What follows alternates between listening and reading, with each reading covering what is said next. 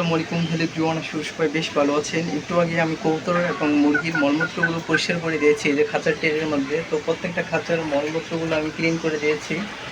এরপর দেখলাম আমার মুরগিটা যেহেতু এটা ডিম পারে, তো এটা প্রচুর পরিমাণে গরমে অতিষ্ঠ, যার কারণে এটাকে একটু গোসল করে দিতে হবে। আর এটাকে আমি ফ্রেশ পানি দিয়েছি। তো কবুতর এবং মুরগিকে সবসময় আমি ফ্রেশ পানি দিই, যখন এগুলোকে আমি পরিষ্কার করি এদের টেরে এবং খাঁচার মলমূত্রগুলো। তো এখন মুরগিটাকে আমি গোসল করাবো, আর দেখুন আমি কীভাবে গোসল করাই। আমার সাথেই থাকুন, আর ভিডিওটা ভালো লাগলে সবাই একটু লাইক দিয়ে তারপর দেখা শুরু করবেন। তো দেখুন এই যে মুরগিটা, এখানে মুরগিটাকে একটু গোসল করে দিতে হবে। এটা ডিম পারে তো এটা সমস্যা হতে পারে বা হিট স্ট্রোক করতে পারে, যে পরিমাণে গরম পড়ছে। এই যে দেখুন কেউ বসে পড়ছে। এটাকে একটু পরিমাণে আমি গোসল করে দেব। আর এটা শরীরটা কিন্তু প্রচুর পরিমাণে গরম, আমি দৌড়ে বুঝতে পারলাম। বেশ ভালো ওজন আছে, কারণ এটা কিন্তু অনেকগুলো এবার ডিম পারবে। সেটাকে আমি এখন ওয়াশরুমে নিয়ে যাবো, কীভাবে গোসল করাই। এই যে আমি ওয়াশরুমে নিয়ে আসলাম মুরগিটা যাওয়ার জন্য অনেক চেষ্টা করছি। তো এখন আমি গোসল করাবো, তারপর আবার দেখাবো। এই যে মুরগিটাকে গোসল করানো শেষ, আমি বেশি পানি ডালিনি, কারণ মুরগিটা বেশি পানি ডাললে কিন্তু এটা ঠান্ডা লাগতে পারে। 5-7 মগ এরকম পানি এটার শরীরে ডালছি, আর এটার মাথায় কোনো পানি দেয়নি, কারণ মাথা বা কানের মধ্যে পানি লাগলে ঠান্ডা লাগতে পারে। এখন এটাকে খাঁচার মধ্যে আবার রেখে দেবো। এই যে এটাকে আমি এখন খাঁচাতে নিয়ে আসলাম, খাঁচাতে রেখে দেব। এখন এটার শরীরটা কিছুটা ভালো লাগতেছে, যেহেতু এটার প্রচুর পরিমাণে গরম ছিল।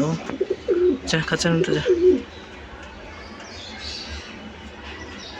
এই দেখুন মনে হচ্ছে ডিম পারতে পারে, আজকে মনে হয় ডিম পারতে পারে, যার কারণে মুরগিটা একটু বেশি বসে থাকে। তো যাই হোক, আমি রেখে দিলাম। এখন আমি এগুলো ক্লিন করব, তারপরে আমি গোসল করে ফেলবো। গোসল করানোর পর মুরগিটার অবস্থা দেখুন, এটা শুকানোর জন্য নিজের পশম নিজে ঠোকরাচ্ছে। তো এখন ভাবছি যে একটা কবুতরও গোসল করে দেব এই কবুতরটাকে। তো কবুতরের শরীরে কিন্তু পোকন হয়েছে, এগুলো পোকনগুলো গরমের মধ্যে হয়, তো এটাকে গোসল করে দেবো। এই যে কবুতরটাকে আমি আনলাম, এখন গোসল করাবো এটাকে।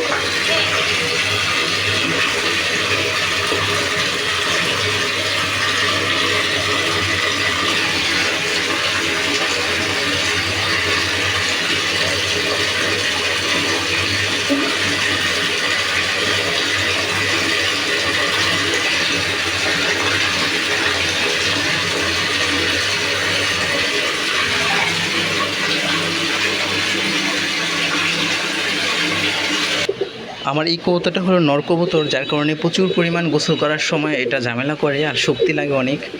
তো এটাকে আমি গোসল করে দিলাম, এখন রেখে দেবো। থাকুক, খাঁচার মধ্যে থাকুক।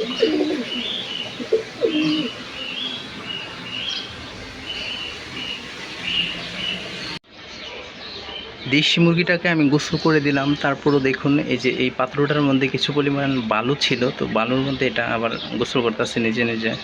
তো মুরগিরা এরকমই, এরা পোকামাকড়, তারপর মাটি বালু এগুলোতে এরকম গোসল করে, যেটাকে আমরা বলি খেলাধুলা করে। তো এটা আরাম পাচ্ছে, কারণ শরীরটা ঠান্ডা হয়েছে কিন্তু। হ্যাঁ, এই যে এখন সুন্দরভাবে বসে আছে। তো এটাই বসে থাকুক, আমি চলে যাচ্ছি।